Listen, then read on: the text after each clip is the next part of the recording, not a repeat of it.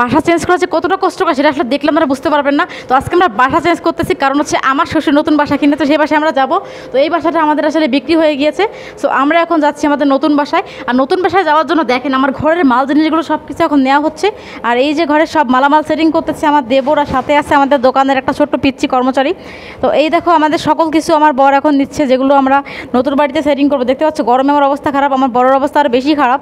তো এই হচ্ছে কাহিনী, পুরো ঘরটা এলোমেলো করে রাখা হয়েছে। আর এখন নতুন বাসা যাবো, তো তার জন্য আমাদের বেশি প্রস্তুতি চলছে। আসলে সত্যি কথা, আপনারা জানেনই যে বাসা চেঞ্জ করতে গেলে মানুষের কতটা কষ্টের সম্মুখীন হতে হয়, কতটা প্রবলেম ফেস করতে হয়। সেটা কিন্তু দেখলেই বোঝা যাচ্ছে যে মানুষ কতটা কষ্ট করে। তো সেটাই আসলে আমি আর আমার বর করতেছিলাম, যে আমাদের মধ্যেও কতটা মানে কষ্ট হচ্ছে। আমি তো আসলে দাঁড়াইছিলাম, তারপরেও ঘরের সব কিছু গোছানো টোছানো আমাকেই করতে হয়েছে। আর এদিকে আমার বর হচ্ছে যে এগুলো মালগুলো নেওয়ার চেষ্টা করছে। এখনও অনেক মালামাল এই যে বাকি এখানে রেখে দিছি, অর্ধেক অলরেডি চলে গেছে, বাকি অর্ধেক এখনও এখানে আছে। তো আপনাদেরকে বলছিলাম যে এই বাড়িটা আসলে আমরা বিক্রি করে দিয়েছি, যেহেতু অনেক পুরোনো বাড়ি। আমাদের নতুন বাড়িতে শিফট হচ্ছে, সবই দেখতে পারবেন। এই দেখেন, এটা হচ্ছে আমাদের পুরোনো বাড়ি। আমি তো অনেক ভিডিওতে বলছিলাম এটা আসলে বিক্রি করা হবে, বিক্রি করে দেওয়া হয়েছে এখন, ঠিক আছে। তো এখন দেখতে পাচ্ছেন তারা রুমের মধ্যে এই যে এগুলো এলোমেলো স্টার্ট করে দিয়েছে। আর সব কিছু মিলে আসলে মানে বাসায় এত কাজ থাকে, আসলে বলারই বাহিরে এত কাজ থাকে। এখন তারা মালামাল বহন করতেছে, হাসাহাসি করতেছে, কারণ এত বেশি মালামাল ছিল। আসলে অর্ধেক মালামাল কিন্তু অলরেডি বের করা হয়ে গিয়েছে, আরও কিছু আছে যেগুলো আমি বের করার জন্য এখন এই যে ওরা রেডি হচ্ছে। তো ভাবলাম একটু ভিডিও বানিয়ে নেই। তো প্রথম দিকে কিন্তু অনেক মালামাল বেরিয়ে গেছে বন্ধুরা, দেখতে পাচ্ছেন ঘরটা অনেকটা খালি হয়ে গিয়েছে। আরও যা আছে তা এখন এরা নেওয়ার চেষ্টা করতেছে। অন্যান্য যারা মিস্ত্রিরা ছিল, যারা আসছিল, তারাও অনেক কিছু বের করছে, অনেক হেল্প করছে। আর এদিকে আমার বর এখন আমার দেবরকে নিয়ে হেল্প করার চেষ্টা করতেছে কাজের। দেখেন অবস্থা দেখছেন, এত বড় আলমারিটা আসলে বের করা অনেক কষ্ট। মানে সব থেকে আমার ভারী মালের মধ্যে আলমারিটা সব থেকে ভারী মালটা আসলে সত্যি কথা বের করা অনেক বেশি কষ্টকর ব্যাপার, যেটা আপনারা দেখলেই বুঝতে পারতেছেন। এই দেখেন দরজা থেকে বের করতে গেলেই মানে জান বের হয়ে যায়, এরকম একটা অবস্থা। তো কত কষ্ট করে কাজ করে মালগুলো বের করতে, আসলে বাসা পাল্টানোর ঝামেলার জন্য আমি আসলে আমার নিচে যে রুম থাকে আমি সেখানে অবধি যাই না। আমাকে অনেকেই বলে, আমার শ্বশুরবাড়ির লোকজন বলে যে নিচের রুম আছে সেখানে থাকার জন্য, বাট আমি যাই না কেন, একবার উপর উঠে পড়ছি। এখন এই মাল জিনিসের ঝামেলার জন্য আমার যেতে মন চায় না। তো যা হোক, আমার বর নিজের হাতে সব কাজ করে, চেষ্টা করে করার জন্য, যতটুকু সম্ভব সে চেষ্টা করে করার জন্য। তো এই জন্য সে চেষ্টা করতেছে বাকি কাজগুলো করার জন্য। এদিকে দেখতে পাচ্ছ হচ্ছে আমাদের মানে বাসা বাড়িতে এত কাজ থাকে একটা মানুষের বাসায় মানে কম মাল থাকে আপনারা বলেন, সেই মালামালগুলো উঠিয়ে নামিয়ে নেওয়া। যারা একমাত্র বাসা চেঞ্জ করে একমাত্র তারাই ভালো জানে যে এই মালামাল নেওয়া আদান প্রদান করার কষ্টটা আসলে কতটা বেশি। তো যাই হোক, সেইটার মধ্য দিয়ে আমি এখন যাচ্ছি। আমার এটা আসলে মানে যেহেতু আমাদের বাড়িটা এখন দূরে নেওয়া হয়েছে, সেক্ষেত্রে আমার এই মাল জিনিসপাতি সব কিছু গোছাইতে অনেক টাইম লাগছে। এদিকে আমি চুলায় ডিম বসাইছিলাম, সেটা আমার বর আবার বন্ধ করে দিল চুলাটা, আমি বলেছিলাম বন্ধ করে দেওয়ার জন্য। তো বন্ধুরা তোমরা দেখতেই পাচ্ছ আমার রুমটা কিন্তু মোটামুটি একটু খালি হয়ে গেছে। আরও যা মালামাল আছে সেগুলোও খালি করতে হবে। খালি করার জন্যই আমার বর এই যে কাজ করতেছে। এদিকে সবাইকে দেখতে পাচ্ছ যে কেউ মাঞ্জা, কেউ ড্রেসিং টেবিল, বা এটা হচ্ছে আমার সেই ডিমটা আমি আসলে বাইরে রেখে দিলাম, কারণ ওদের পায়ে পড়তে পারে, হঠাৎ করে পড়ে গেলে আসলে কেটে যাবে। তো এখানে আরও কিছু আছে, লাগেজ টাগেজ সবই বের করতেছে। বেডটাও বের করবে, বেডটা লাস্টে বের করবে অবশ্য। তো রুমের মধ্যে মাঞ্জা টাঞ্জা সবই দেওয়া হয়েছে। তো আমার বর একসাথে সব কাজ নিজেই মেনটেন করে করতেছে। আসলে যেহেতু আমার দেবর টেবর সবাই আছে, জন্য নিজেই মেনটেন করে সব কিছু করতেছে ছেলেদের কাজ, তাই আমি আর হাত বাড়াই নাই।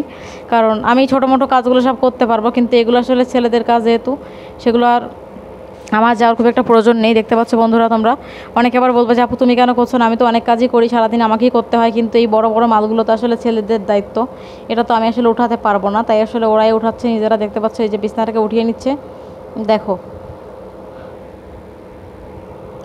মানে কতটা কাজ করতে হয় একটু। মানে আমার এই বাসা বাড়ির চিন্তার কথা শুনে 1 মাস ধরে আমার ঘুমই ছিল না, যে বাসা পাল্টাইতে হবে।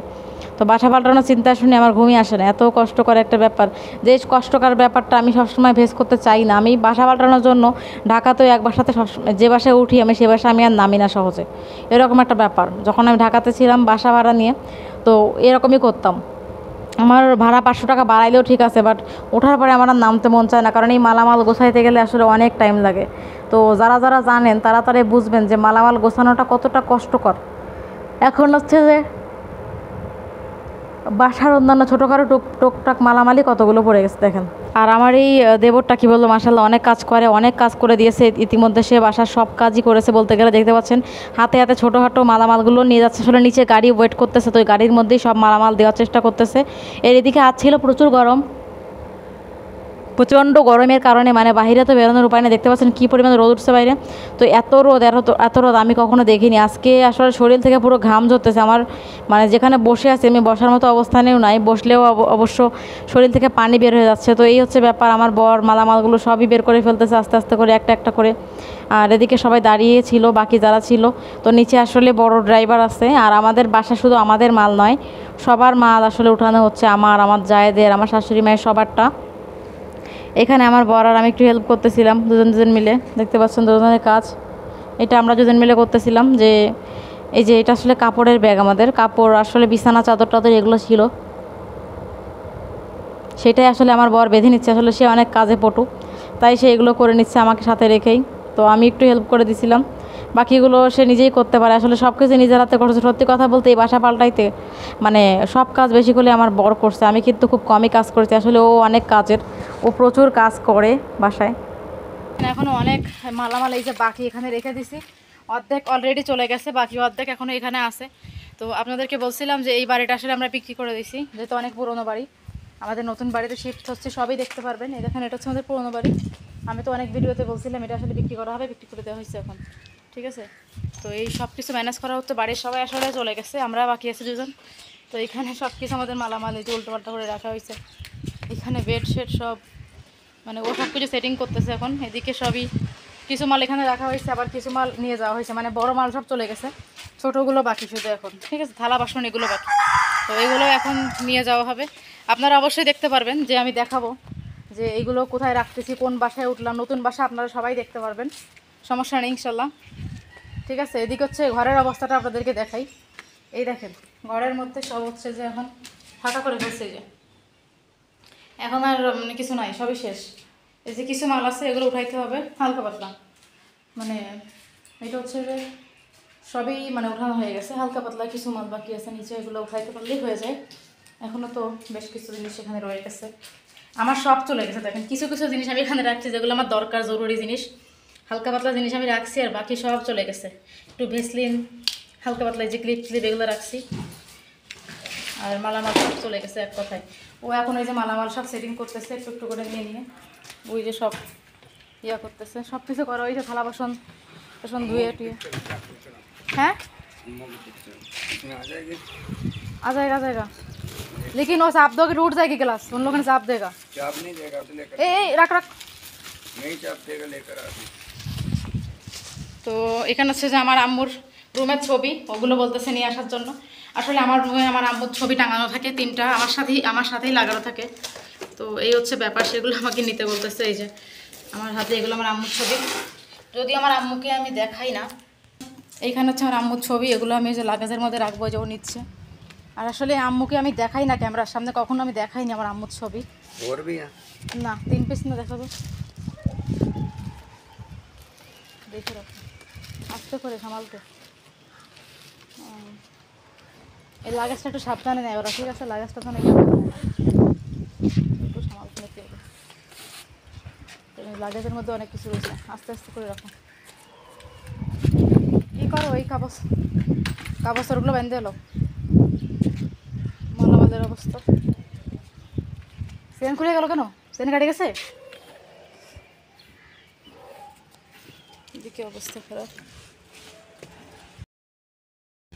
সেটিং করে রাখতে গেলে আসলে কত দাঁড়া বাইরে গেছে।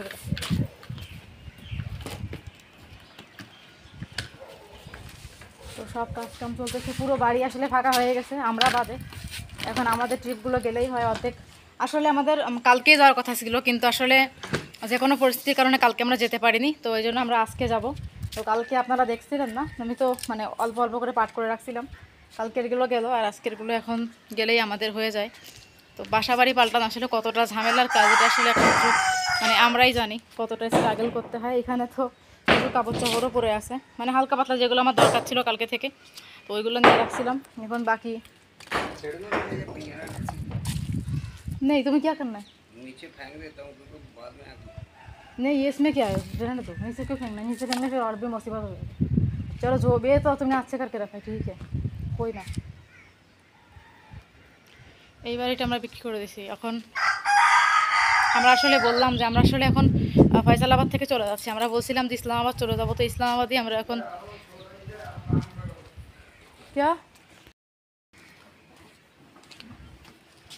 আর কিছু আছে? এই তারগুলো একটু আলাদা করে দিই। তো বন্ধুরা আপনারা থাকেন, নতুন বাসায় গিয়ে আপনাদেরকে দেখাবো কোথায় যাচ্ছি কী করতেছি। তো এতটুকু বলবো যে ইসলামাবাদ যাচ্ছি আমরা, এতটুকু বলবো। সব সাথে থাকেন, দেখা হবে নতুন ভিডিওতে, আর নতুন বাসায় গিয়ে আপনাদেরকে ভিডিও দিব। Thank you.